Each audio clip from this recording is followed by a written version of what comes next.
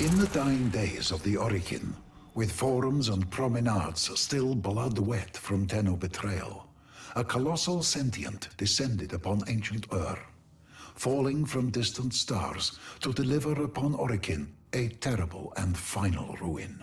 Tower upon tower fell to its weapons, but one withstood, the Tower of the Unum. The Tenno scattered, but one remained, Gara, she and the Unum, inseparable. The Unum, lodestone of our people, and subject of 100 stories herself. The sentient was a deformed creature, twisted and massive, sent from some dark fold of distant space. A warped thing wounded by daylight. By night it was a terror, felling tower after tower, citadel after citadel. But by day it hid, blinded and pained. It was during the day that Gara roamed, yearning to strike it from creation while it cowered, weakened and blind, to safeguard her beloved Unum.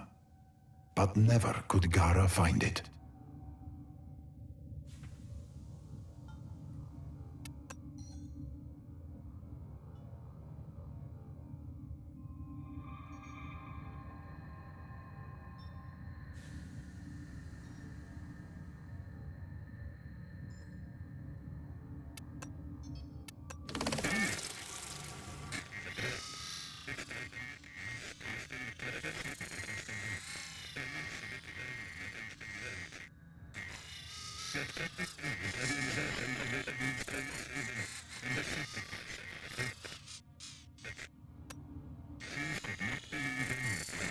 By night, the sentient was abroad, its titanic mass casting a terrible shadow across the land, the mass of it railing against the walls of the tower, yet kept at bay by the exertion of the Unum's colossal will and the sacrifice of our faithful.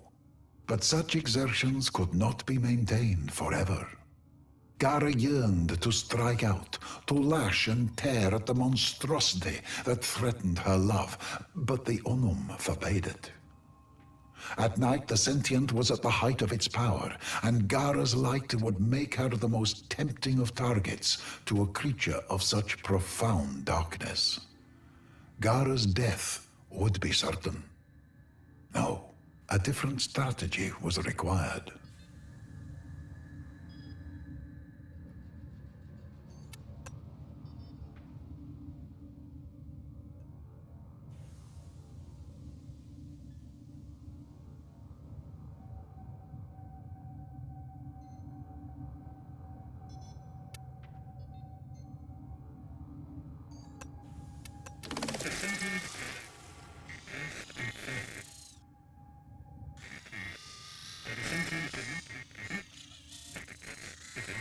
The sentient prowled and pressed and failed, never risking too much, for the sentient could not reproduce. What it lost forever. It had killed many cities before, felled many towers, but this little one prevailed. Why, it pondered in many voices, was that?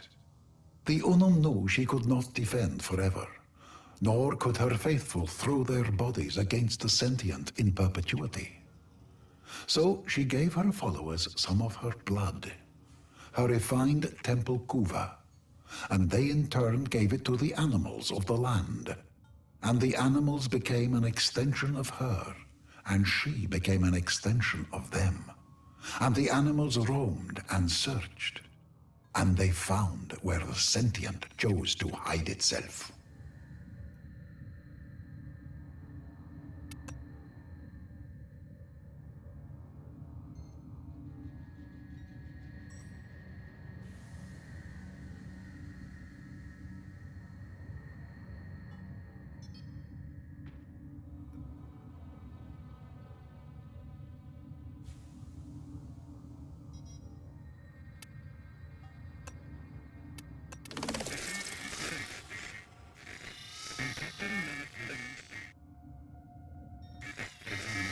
The sentient sensed this subterfuge, and capturing one of the Unum's animals, opened it up for examination.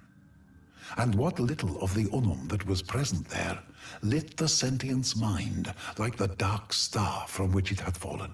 The sentient, you see, could not procreate, but in the temple kuva, it tasted healing, completeness, a future. It devoured each and every last Unum animal, but it was not enough. The sentient turned its hundreds of eyes toward the tower with new understanding. It would not destroy the tower.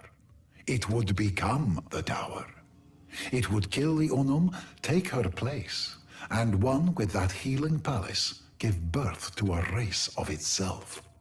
Gara and Unum knew where the sentient was. The sentient knew the tower was the future of its race. The sentient threw itself at the tower, no longer cautious, taking great losses and knowing the prize was worthy of it.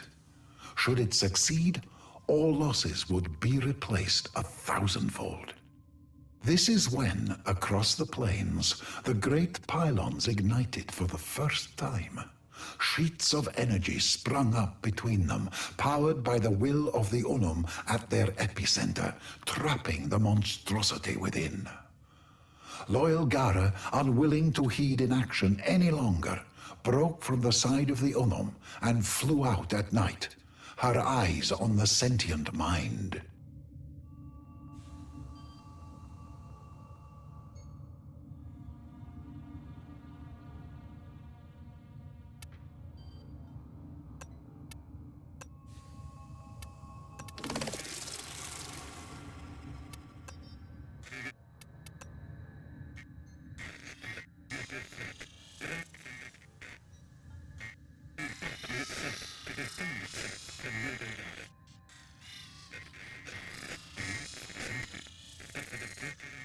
The sentient, torn between its most coveted prize and the mortal threat, broke from the tower and turned back on itself to defend itself from noble Gara.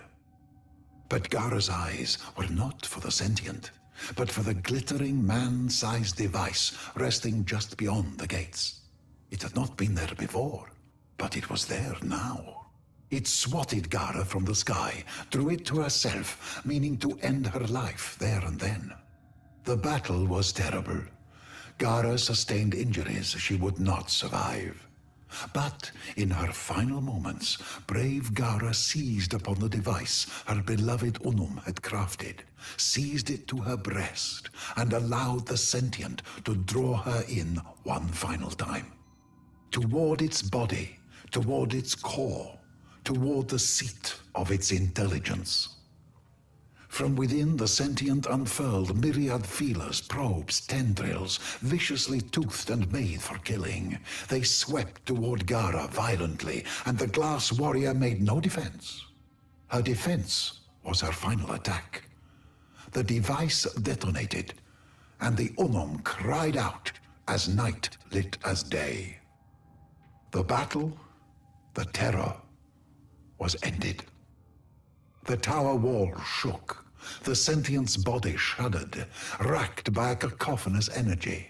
Forests fell as piece after piece, giant body after giant body, crashed to the plains and marshes and flatlands. Animals fled in spreading waves from pounding sky-high walls of dust, angered and whipped to fury by the death of a god. The last of Gara's energy arced from body to body, machine to machine, piece to piece, a horizon-wide applause of light, beautiful and terrible. And then, silence. All was still. The Unum's adherents wandered through the haze, calling for one another, lost in a miasma. Husbands seizing onto wives, children onto parents. It was over. Gara was never seen again. The sentients then became as they are now, senseless, wandering, yearning for a unity they sense more than remember. And the Unum? The Unum survived, alone, for centuries. Until today, when you stand here reading this. This is Onko, Sita's archivist, with my translation of the Gara legend.